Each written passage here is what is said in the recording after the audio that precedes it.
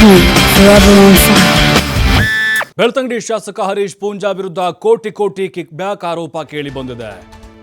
BJP ಶಾಸಕನ ವಿರುದ್ಧ SIT ತನಿಖೆಗೆ ಆಗ್ರಹ ಕೇಳಿ ಬಂದಿದೆ.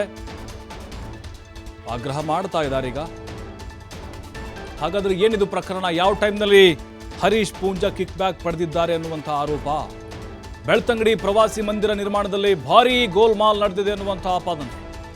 ರಾಷ್ಟ್ರೀಯ ಹೆದ್ದಾರಿ ಕಾಮಗಾರಿಯಲ್ಲೂ ಶಾಸಕರಿಗೆ 3 ಕೋಟಿ ಕಿಕ್ ಬ್ಯಾಕ್ ಹೋಗಿದೆಯಾ? ಪೂಂಜಾ ವಿರುದ್ಧ ಕಾಂಗ್ರೆಸ್ ಮುಖಂಡ ರಕ್ಷಿತ್ ಶಿವರಾಮ್ 60% ಆರೋಪವನ್ನು ಮಾಡಿದ್ದಾರೆ. ಅಂದರೆ 60% ಕಮಿಷನ್ ಆರೋಪ. 7 ಕೋಟಿ ವೆಚ್ಚದಲ್ಲಿ ನಿರ್ಮಾಣವಾಗಿತ್ತು ಬೆಳ್ತಂಗಡಿ ಪ್ರವಾಸಿ ಮಂದಿರ. ಶಾಸಕ ಹರೀಶ್ ಪೂಂಜಾ ವಿರುದ್ಧ ಕೋಟಿ ಕಿಕ್ ಬ್ಯಾಕ್ ಆರೋಪವನ್ನು ಮಾಡಿದ್ದಾರೆ. ಬಿಜೆಪಿ ಶಾಸಕನ ವಿರುದ್ಧ ಎಸ್ಐಟಿ ತನಿಖೆಗೆ ಆಗ್ರಹ ಕೂಡ ವ್ಯಕ್ತಪಡಿಸಿದ್ದಾರೆ. ಅಂದರೆ ಇದು ಪ್ರವಾಸಿ ಮಂದಿರ ನಿರ್ಮಾಣದಲ್ಲಿ ಆಗಿರುವಂತಹ ಅವ್ಯವಹಾರ ಅಂತೆ. ಆಮೇಲೆ ರಾಷ್ಟ್ರೀಯ ಹೆದ್ದಾರಿ ಕಾಮಗಾರಿಯಲ್ಲೂ ಕೂಡ 3 ಕೋಟಿ ಕಿಕ್ ಬ್ಯಾಕ್ ಅನ್ನ ಬೆಳ್ತಂಗಡಿ ಬಿಜೆಪಿ MLA ತೆಗೆದುಕೊಂಡಿದ್ದಾರೆ ಅನ್ನುವಂಥ ಗಂಭೀರ ಆರೋಪ ಈಗ ರಕ್ಷಿತ್ ಶಿವರಾಮ್ ಅವರು ಮಾಡಿದ್ದಾರೆ. ಇವರು ಕಾಂಗ್ರೆಸ್ ಮುಖಂಡ. ಲಾಸ್ಟ್ ಟೈಮ್ ಇವರ ವಿರುದ್ಧ ಕಾಂಗ್ರೆಸ್ನಿಂದ ಕಣಕ್ಕಿಳಿದಿದ್ರು, ಆದರೆ ಸೋತರು. ಬಟ್ ಈಗ ಈ ರೀತಿಯಾದಂಥ ಗಂಭೀರ ಆರೋಪ ಬಿಜೆಪಿ ಶಾಸಕನ ಮೇಲೆ ಕೇಳಿ ಬಂದಿದೆ. ಈಗ ಎಸ್ಐಟಿ ತನಿಖೆಗೆ ಅವರು ಒತ್ತಾಯಿಸಿದ್ದಾರೆ. ಈ ಕಿಕ್ ಬ್ಯಾಕ್ ಆರೋಪ ಹರೀಶ್ ಪೂಂಜಾಗೆ ಸಂಕಷ್ಟವನ್ನ ತಂದೊಡ್ಡುತ್ತಾ? ರಾಷ್ಟ್ರೀಯ ಹೆದ್ದಾರಿ ಕಾಮಗಾರಿ ಗುತ್ತಿಗೆದಾರರು ಕಾರ್ಮಿಕರಿಗೂ ದೋಖಾ ಮಾಡಲಾಗಿದೆ ಅನ್ನುವಂಥ ಗಂಭೀರ ಆರೋಪ ಕೇಳಿ ಬರ್ತಾ ಇದೆ.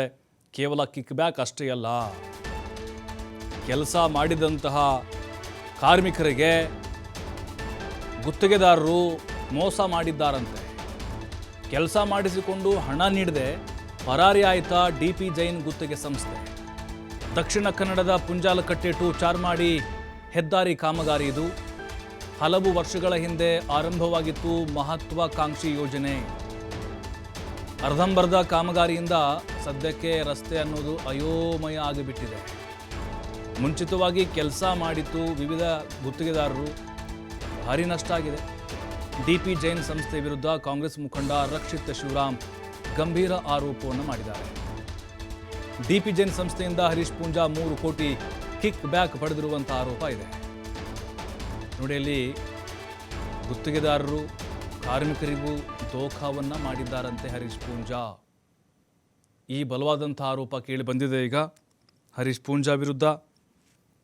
ಕೆಲಸ ಮಾಡಿಸ್ಕೊಂಡು ಹಣ ಕೊಡದೆ ಈ DP ಜೈನ್ ಗುತ್ತಿಗೆ ಸಂಸ್ಥೆ ಪರಾರಿ ಆಯಿತು ಅಂತಲೂ ಕೂಡ ಹೇಳಿದ್ದಾರೆ. ಪುಂಜಾಲೆಕಟ್ಟೆ ಮತ್ತು ಚಾರ್ಮಾಡಿ ನಡುವೆ ಇರುವಂಥ ಒಂದು ರಸ್ತೆ ಕಾಮಗಾರಿ ಅದನ್ನು ಕೂಡ ಅರ್ಧಂಬರ್ಧ ಮಾಡಲಾಗಿದೆ ಅನ್ನುವಂಥ ಆರೋಪ ಮಾಡಿದ್ದಾರೆ. ಗೇರುಕಟ್ಟೆ ಭಾಗದಲ್ಲಿರುವಂಥ ಕೆಲವು ಕಾಮಗಾರಿಗಳು, ಕೆಲವು ರಸ್ತೆಗಳು ಇರ್ಬೋದು, ಅಲ್ಲೆಲ್ಲ 40% ಇತ್ತು. ಅಲ್ಲೆಲ್ಲ ಈ ರೀತಿಯ ಕಾಮಗಾರಿಗಳು ಎಲ್ಲ 40%ನ ಕಾಮಗಾರಿ. ಇದನ್ನ ಬಿಲ್ ಕೊಡೋದಕ್ಕೆ ನಾವು ಪತ್ರವನ್ನು ಬರೆದಿದ್ದೇವೆ, ಇದನ್ನ ಕೊಡಬೇಡಿ ಅಂತ ಹೇಳಿದ್ದೇವೆ. ಯಾಕೆ ಅಂತ ಹೇಳಿದ್ರೆ ಇದರಲ್ಲಿ 40%ನ ವಾಸನೆ ಇದೆ, 40%ನ ಆರೋಪ ಇದೆ. ಇಂಥ ಕಾಮಗಾರಿಗಳನ್ನು ಖಂಡಿತ ನಾವು ನಿಲ್ಲಿಸಿದ್ದೇವೆ. ಆದರೆ ಅಭಿವೃದ್ಧಿಗೆ ಎಲ್ಲೂ ಅಡ್ಡಪಡುವಂಥ ಕೆಲಸವನ್ನು ಮಾಡಿಲ್ಲ. ಯಾರು ಎಲ್ಲಿ ಪ್ರಾಮಾಣಿಕವಾಗಿ ಟೆಂಡರ್ ಹಾಕಿದ್ದಾರೆ, ಕಾಂಟ್ರಾಕ್ಟರ್ಗಳು ಪ್ರಾಮಾಣಿಕವಾಗಿದ್ದಾರೆ, ಅಲ್ಲಿ ಎಲ್ಲೂ ಕೂಡ ನಾವು ತಡೆ ಒಡ್ಡುವಂಥ ಕೆಲಸ ಮಾಡಿಲ್ಲ. ಇವತ್ತು ನೀವು ನೋಡ್ಬೋದು, ಬೆಳ್ತಂಗಡಿಯಲ್ಲಿ ರೆಕ್ಕೆಯಲ್ಲಿ ಒಂದು ದೇವಸ್ಥಾನದ ತಡೆಗೋಡೆ ಉರುಳಿರುವಂಥ ಪ್ರಸಂಗ ಆಗಿದೆ. 1 ಕೋಟಿ ರೂಪಾಯಿಯ ತಡೆಗೋಡೆ, 1 ಕೋಟಿ ರೂಪಾಯಿಯ ತಡೆಗೋಡೆ ಒಂದು ಮಳೆಗೂ ಅದು ನಿಲ್ಲಲ್ಲ, ಬೀಳುತ್ತೆ ಅಂತ ಹೇಳಿದ್ರೆ ಯಾವ ರೀತಿಯ ಕಾಮಗಾರಿಯಲ್ಲಿ ನಡೆದಿರಬೇಕು? ಇದು 40% ಅಲ್ಲ, 60% ಇದರಲ್ಲಿ ದೇವರ ದುಡ್ಡನ್ನು ಲೂಟಿ ಮಾಡುವಂಥ ಕೆಲಸ ಇಲ್ಲಿ ಮಾಡಿದ್ದಾರೆ. ವಸಂತ ಬಂಗೇರವರು 30 ವರ್ಷ 40 ವರ್ಷದ ಹಿಂದೆ ಮಾಡಿದಂಥ ಬ್ರಿಡ್ಜ್ಗಳು ಕೂಡ ಇವತ್ತು ಎಷ್ಟು ಮಳೆ ಬಂದರೂ ಕೂಡ ಗಟ್ಟಿಯಾಗಿ ನಿಂತಿರುವುದನ್ನು ನಾವು ನೋಡಿದ್ದೇವೆ. 1-2 ವರ್ಷದಲ್ಲಿ ಕಟ್ಟಿರುವಂಥ ಮಾಲಾಡಿ ಬ್ರಿಡ್ಜ್, 1-2 ವರ್ಷದಲ್ಲಿ ಕಟ್ಟಿರುವಂಥ ರೆಕ್ಕೆದ ತಡೆಗೋಡೆ ಎಲ್ಲ ಈ ರೀತಿ ಕುಸಿತಾ ಇರೋದಂತ ನೋಡಿದ್ರೆ ಇದರಲ್ಲಿ 40% ಅಲ್ಲದೆ ಇನ್ನೇನು ಅಂತ ನಾನು ಕೇಳಲಿಕ್ಕೆ ಇಷ್ಟಪಡ್ತಾ ಇದ್ದೇನೆ. ಸ್ವತಃ ಲೋಕಾಯುಕ್ತರನ್ನು ಭೇಟಿ ಮಾಡಿ, ಮುಖ್ಯಮಂತ್ರಿಗಳನ್ನು ಭೇಟಿ ಮಾಡಿ, PWD ಸಚಿವರನ್ನು ಭೇಟಿ ಮಾಡಿ ಇದರ ಬಗ್ಗೆ SIT ತನಿಖೆ ಆಗಬೇಕು ಅಂತ ಆಗ್ರಹವನ್ನು ಮಾಡ್ತಾ ಇದ್ದೇವೆ. ಯಾಕೆ SIT ತನಿಖೆ? ಇದರಲ್ಲಿ ಶಾಸಕರ ಪಾತ್ರ ಇದೆ, ಇದರಲ್ಲಿ ಅಧಿಕಾರಿಗಳ ಪಾತ್ರ ಇದೆ, ಇದರಲ್ಲಿ ಖಾಸಗಿ ಸಂಸ್ಥೆಗಳಿದೆ, ಇದರಲ್ಲಿ ಬೇರೆ ಬೇರೆ ಜಿಲ್ಲೆಯ ಪೊಲೀಸರು ಇದರಲ್ಲಿ ಇನ್ವಾಲ್ವ್ ಆಗಬೇಕಾಗುತ್ತೆ. ಬೇಕಾದಷ್ಟು ಡಾಕ್ಯುಮೆಂಟ್ಸ್ ಇದೆ, ಬೇರೆ ಬೇರೆ ಇಲಾಖೆಗಳು ಇದರಲ್ಲಿ ಭಾಗವಹಿಸಬೇಕಾಗುತ್ತೆ.